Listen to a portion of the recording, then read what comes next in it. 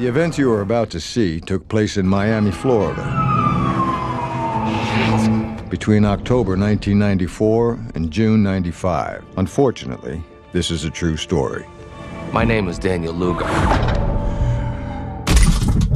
6 months before the main events unfold, a charismatic young man named Daniel, a runner by trade and a natural-born spotter by instinct. Agents on the juice. What up, DL? All of my heroes are self-made. They all started out with nothing and built their way to perfection. And I was tired of clients petting me. What next? It seems like it would be fun to you. I mean, if you wanted. I meant what exercise is next. It hurts. Strides into a local fitness hub. He's in his element, greeting his gym rat buddies with confident, easygoing banter, already dishing out pointers on form and technique. But his ambitions stretch far beyond these familiar walls. Look at those eyes. Wow. Hungry for a bigger stage, he auditions for a job at the upscale Sun Gym. With slick, rehearsed charm, he pitches himself to the manager, promising to triple the company's income by attracting an older, wealthier clientele. He delivers the same polished spiel to another owner, and then another, even turning on the charm for an elderly female member, securing her unwavering support with flattering attention. When one boss hesitates over a discovered criminal record, Daniel waves it off with disarming nonchalance. Nothing to stress over, he insists, his confidence infectious. You deserve better. Be a doer. Which one are you, Playboy? Me? Say it like you want to hunt it, skin it, and mount his head on your wall. Like Superman. I'm a doer! I'm a doer! I'm a doer! He's hired on the spot. True to his word, under his golden touch, the gym's membership skyrockets. Is that breast milk? Why would that be breast milk? Man, you already big, but you could be bigger. Oh my, you ever suck a pregnant woman titty? Oh my God, this is so good. Come on, try some. It's here he meets Victor, a wealthy, seasoned member who sees through the trainer facade to the raw ambition beneath. A guy like you is capable of earning far more, Victor remarks casually. The idea electrifies Daniel, planting a seed of avarice. He drags his more cautious friend, Adrian, into his orbit for motivation.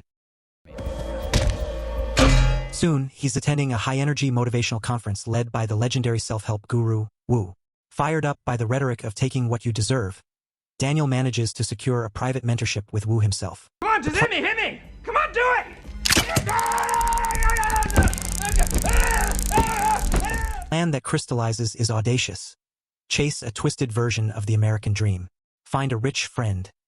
Embed himself in their life, and quietly siphon away their fortune without raising alarm. Shabbat! Mission abort! Mission abort! Go! I don't want to go back to prison. With Adrian reluctantly on board, they need muscle.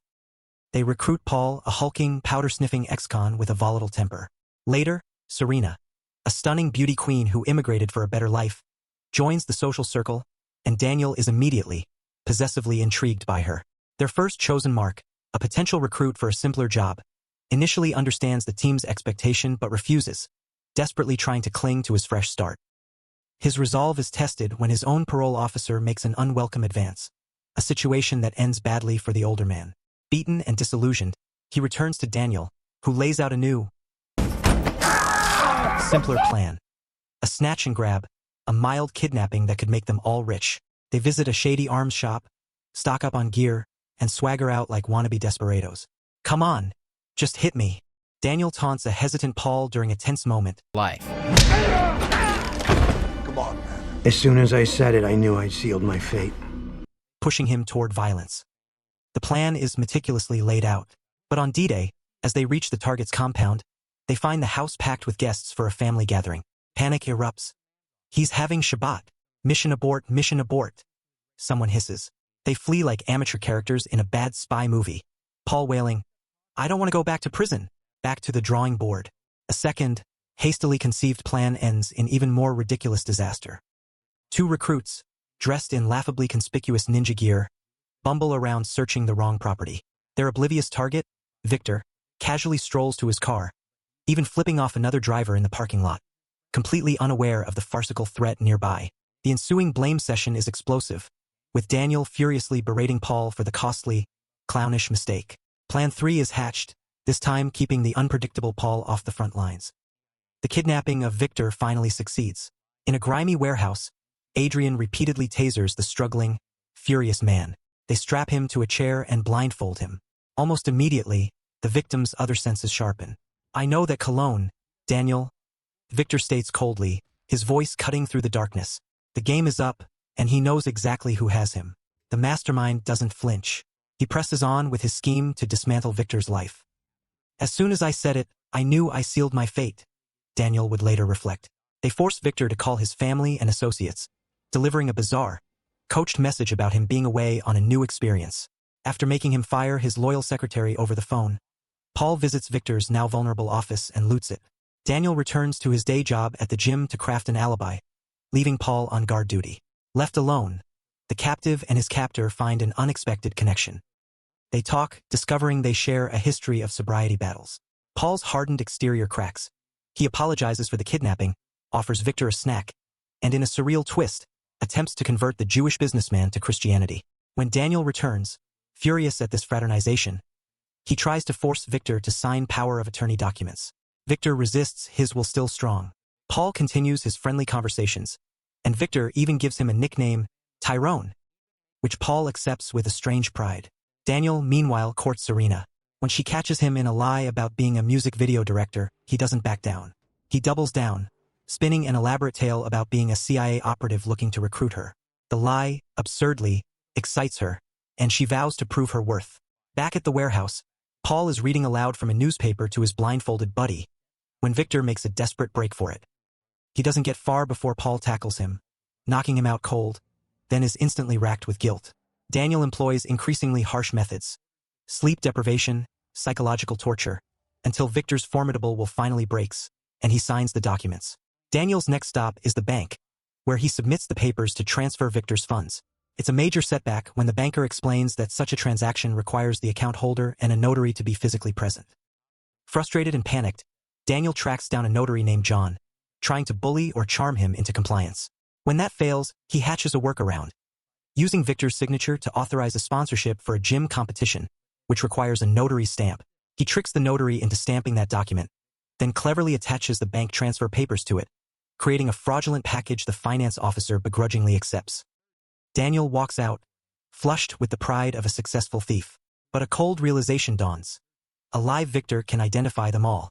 Daniel convinces the team, especially the conflicted Paul, that their victim must die for their own safety.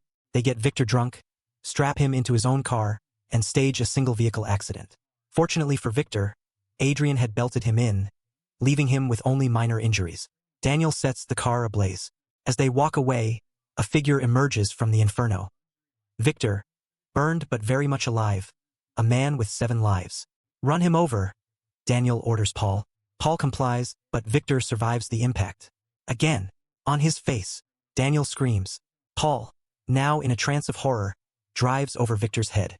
They flee just as police arrive, who miraculously save Victor once more. At the hospital, Victor, his face horribly disfigured, tries to tell his story to dismissive cops. They write him off as a criminal who simply had a falling out with other criminals. Desperate, Victor calls a private detective, Ed, and pleads for help. Ed initially turns the case down but, out of pity, advises Victor to leave the hospital immediately for his own safety. Moments later, Daniel, Adrian, and Paul arrive dressed in stolen surgical scrubs, only to find an empty bed. A real doctor mistakes Daniel for a colleague and casually mentions that the police don't believe the escaped patient's wild story about being tortured by bodybuilders. Relieved, the trio begins to enjoy their loot. Fast cars, luxury apartments, women. Daniel moves directly into Victor's penthouse, telling neighbors Victor gifted it to him before running off with a mistress. Adrian proposes to his girlfriend.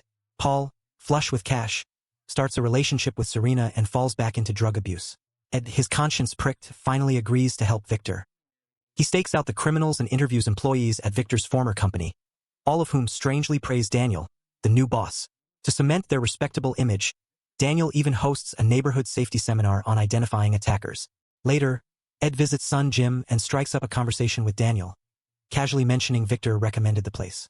Daniel's smile becomes a rigid mask. Meanwhile, Paul has blown his entire share on designer gifts for Serena, luxury hotels, and drugs. Desperate, he turns to robbery, foolishly mugging an undercover police officer. A chaotic chase ensues, ending with a dye pack exploding in his face. He escapes in a hail of gunfire, diving into a river and losing a toe to a bullet, yet still manages to stagger, bleeding and homeless, into Adrian's wedding. There, he pitches Daniel on a new, wealthy target. Daniel scolds him for his wastefulness, but Adrian, who has sunk all his money into a new house, sides with Paul, arguing they need another score. In his hideout, Victor calls the notary, John, and meticulously explains the entire ordeal. John, terrified, takes the information to Daniel, who responds by violently throwing him into a river to cool off. When Victor calls again, Daniel forces John to try and extract his address. Victor refuses, but Daniel manages to trace the call. They storm the location, but Victor has already fled. They intimidate the hotel receptionist, and while Paul drags him outside, Daniel finds the records. The room is paid for by Ed, his client from the gym. They lay siege to Ed's home, not knowing the detective is at police headquarters, trying in vain to convince the skeptical chief that Victor is a victim, not a perpetrator. As police cars drop Ed off at his doorstep, the trio is forced to slip away into the shadows. Ed's wife reveals a message from Victor, leading Ed to his hideout and bringing him home to recover. Knowing the net is tightening, Daniel hatches his most reckless plan yet. The team meets Frank, a shady businessman, pitching a scheme to infiltrate and scam an Indian diamond market. Frank agrees to invest and brings his sharp-eyed girlfriend, Christina, to a meeting at Adrian's apartment. While the others make clumsy small talk with Christina, Daniel and Frank retreat to a private room. Frank admits he doesn't trust Daniel, calling him and his crew amateurs. The argument turns physical, and in the brutal struggle, Frank's head is crushed by a heavy-weight plate. Christina walks in on the gruesome scene, pulls a gun, but Daniel deflects the shot. The others overpower her, and they inject her with a powerful horse tranquilizer. With one corpse and a woman barely clinging to life, a panicked Adrian is ordered to clean up as Daniel and Paul rush to Frank's house to crack his safe. The code from Christina is useless. She had given a fake. A call to Adrian reveals she tried to escape and was given a second, likely fatal dose of tranquilizer. They ransack the place for valuables, and in a moment of bizarre sentiment, Paul places his severed, preserved toe into the mouth of Frank's puppy as a macabre gift. They move both bodies to a secluded spot and begin planning their disposal. Meanwhile, Victor's dog, which had been staying with Adrian, escapes and is found by someone who reports it to the police. Frank's dog, still carrying the severed toe, greets Frank's associate, who calls the police in a frenzy, launching a full homicide investigation. Daniel and Adrian go shopping for cleaning supplies and a chainsaw. While they're gone, Adrian's wife returns home and discovers a trash bin overflowing with blood-soaked clothes. That same day, the police chief finally connects the disappearances to the bodybuilders and brings Ed into the loop. Daniel and Adrian return to find Paul, high and emotionally unhinged, openly grilling the victim's severed hands on a barbecue, destroying the fingerprints. He leaves a rambling, religiously themed note and flees. The remaining duo finish the gruesome work, dismembering the bodies, stuffing them into industrial drums, and dumping them in a river. At the station, the police chief briefs his team on a simultaneous takedown. On the day of reckoning, Paul is arrested after being rammed by a police car. Adrian and his wife are taken peacefully at home. Daniel alone manages to evade the initial dragnet, escaping in a hail of bullets and fleeing on Victor's speedboat. With his properties restored, Victor informs the police of a secret bank stash in the Bahamas. Ed deduces Daniel is heading there. While Coast Guard searches the rivers for the drums, a team prepares to raid the bank. Daniel arrives first, impersonating Victor with shocking bravado, and successfully closes the accounts, receiving a suitcase of cash. He demands the safety deposit box, only to find it filled with sentimental trinkets, not more wealth. At that moment, Ed and his team storm in with a warrant. A frantic chase ensues. Daniel bursts out of the building, but Ed fires, hitting him in the leg. Daniel limps into a crowded market, blending in. Victor, watching from a car, sees his chance for justice. He floors the accelerator, plows through the market, and pins Daniel against a wall. Victor steps out to find his tormentor broken, the stolen cash fluttering around him like mock confetti. Extradited back to the U.S., Daniel boasts on the flight about almost pulling it off. His bravado shatters when the plane lands to a reception fit for a major international fugitive. A small army of officers waiting to take him into custody. At the trial, the spectacle is complete. Serena still believes she's a CIA asset. Adrian's wife divorces him and testifies cruelly against him, even mocking his impotence in open court. Daniel remains smug, sure the murders can't be linked to them. Even when the drums are fished from the river, the decomposed bodies yield no fingerprints. However, Christina's breast implants become the damning clue. Their serial numbers are traced by the manufacturer. Paul, now sober and remorseful, delivers a devastating tell-all, painting Daniel as a master manipulator. Daniel scoffs that no jury will believe a drug addict, But the final blow comes when Victor, his face a testament to their cruelty, takes the stand. Paul receives 15 years and treats prison like a monastery, finding solace in the choir. Daniel and Adrian are convicted on a staggering list: double murder, racketeering, attempted extortion, grand theft, attempted murder, armed robbery, burglary, money laundering, and forgery. They were brilliant, Ed would later note, but brilliantly stupid. The jury's deliberation is brief. The sentence is death. Behind bars, Daniel, ever the narcissist, reflects on the chaos. He insists it all began as a simple pursuit of the American dream. And despite the death sentence hanging over him, he swears, with undimmed arrogance, that he'll bounce back and return to his first love, fitness. And with that, the curtain falls on one of the wildest, most unbelievable true crime stories ever told.